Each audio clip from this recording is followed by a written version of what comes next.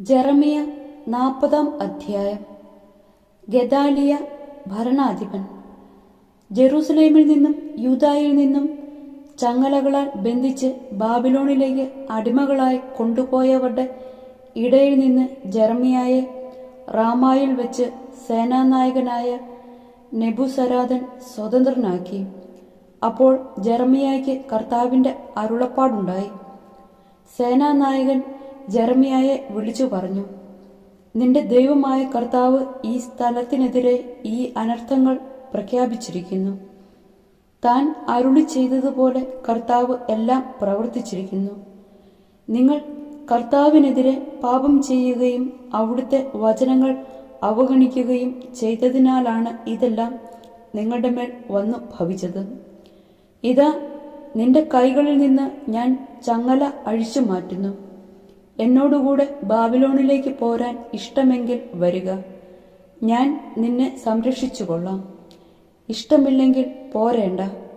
ഇതാ, ദേശം മുഴുവൻ നിന്റെ മുൻപിൽ ഇഷ്ടമുള്ളിടത്തേക്ക് പോകാം.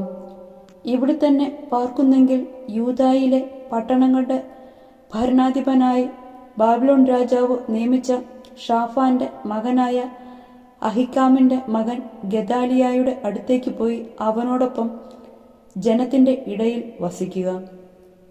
അല്ലെങ്കിൽ ഉചിതമെന്ന് തോന്നുന്നിടത്തേക്ക് പൊയ്ക്കൊള്ളുക. നെബൂസരാദൻ ഭക്ഷണവും സമ്മാനവും നൽകി അവനെ യാത്രയാക്കി. ജെറമിയ മിസ്പായിൽ അഹിക്കാമിന്റെ മകൻ ഗെദാലിയായുടെ അടുത്തേക്ക് പോയി.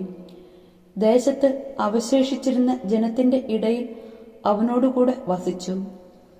ബാബിലോൺ രാജാവ് അഹിക്കാമിന്റെ പുത്രൻ ഗെദാലിയായെ ദേശത്തിന്റെ ഭരണാധികാരിയാക്കിയെന്നും ബാബിലോണിലേക്ക് നാടുകടത്താതെ ദേശത്ത് അവശേഷിച്ച പാവപ്പെട്ട സ്ത്രീ പുരുഷന്മാരെയും കുട്ടികളെയും അവനെ ഭരമേൽപ്പിച്ചുവെന്നും നാട്ടിൻപുറത്തുണ്ടായിരുന്ന പടത്തലവന്മാരും അവരുടെ ആളുകളും അറിഞ്ഞു. നെതാനിയായുടെ പുത്രൻ ഇസ്മായേൽ, കരേയായുടെ പുത്രൻ യോഹാനാൻ, തൻഹുമെത്തിന്റെ പുത്രൻ സെരായ, നെത്തോഫ്യത്തനായ എഫിയായുടെ പുത്രന്മാർ, മക്കാത്യനായ യസാനിയ ആളുകളോടൊപ്പം മിസ്പായേൽ ഗെദാലിയായുടെ അടുത്തേക്ക് ചെന്നു. ഷാഫാന്റെ മകനായ അഹിക്കാമിന്റെ പുത്രൻ ഗെദാലിയ അവരോട് ശപഥം ചെയ്തു പറഞ്ഞു, കൽദായർക്ക് കീഴ്പ്പെട്ടിരിക്കാൻ നിങ്ങൾ ഭയപ്പെടേണ്ട. ദേശത്ത് വസിച്ചുകൊണ്ട് ബാബിലോൺ രാജാവിന് സേവനം ചെയ്യുക. അത് നിങ്ങൾക്ക് നന്മയായി ഭവിക്കും. ഇങ്ങോട്ടു വരുന്ന കൽദായരുടെ മുൻപിൽ നിങ്ങളെ പ്രതിനിധീകരിക്കാൻ ഞാൻ മിസ്പായിൽ വസിക്കും. എന്നാൽ നിങ്ങൾ വീഞ്ഞും വേനൽക്കാല ഫലങ്ങളും എണ്ണയും പാത്രങ്ങളിൽ ശേഖരിച്ച് നിങ്ങൾ കൈവശമാക്കിയ നഗരങ്ങളിൽ വസിക്കുവിൻ. മോവാബിലും അമ്മോന്യരുടെയും എദോമ്യരുടെയും ഇടയിലും മറ്റു ദേശങ്ങളിലും ഉണ്ടായിരുന്ന യഹൂദരും ബാബിലോണിലെ രാജാവ് യൂദാ കുറെ പേരെ അവശേഷിപ്പിച്ചിട്ടുണ്ടെന്നും ഷാഫാന്റെ മകനായ അഹിക്കാമിന്റെ പുത്രൻ ഗെദാലിയായെ അവരുടെ ഭരണാധിപനായി നിയമിച്ചുവെന്നും കേട്ടു. ഇതര ദേശങ്ങളിലേക്ക് ഓടിപ്പോയ യഹൂദർ അവിടെ നിന്ന് യൂദായിലേക്ക് മിസ്പായിൽ ഗെദാലിയായുടെ അടുത്ത് മടങ്ങി വന്നു. അവർ വീഞ്ഞും ഫലങ്ങളും സമൃദ്ധമായി ശേഖരിച്ചു. ഗെദാലിയ വധിക്കപ്പെടുന്നു. ഒരിക്കൽ കരേയായുടെ പുത്രൻ യോഹനാനും നാട്ടിൻപുറത്തുണ്ടായിരുന്ന പടത്തലവന്മാരും മിസ്പായിൽ ഗെദാലിയായുടെ അടുത്തു വന്നു. അമ്മോന്യരുടെ രാജാവായ ബാലിസ് നിന്നെ വധിക്കാൻ നെതാനിയായുടെ പുത്രൻ ഇസ്മയേലിനെ അയച്ചിരിക്കുന്നത് നീ അറിഞ്ഞോ എന്ന് അവർ ചോദിച്ചു.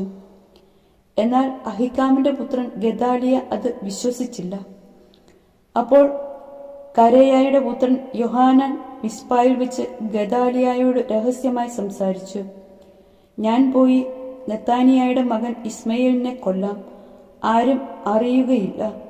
അവൻ നിന്നെ വധിക്കുകയും നിന്റെ അടുക്കൽ കൂടിയിരിക്കുന്ന യഹൂദരെ ചിതറിക്കുകയും യൂദായിൽ അവശേഷിക്കുന്നവരെ നശിപ്പിക്കുകയും ചെയ്യുന്നതെന്തിന്? എന്നാൽ അഹിക്കാമിന്റെ പുത്രൻ അവനോട് പറഞ്ഞു, അരുത്, നീ ഇസ്മയേലിനെ പറ്റി പറയുന്നതെല്ലാം വ്യാജമാണ്.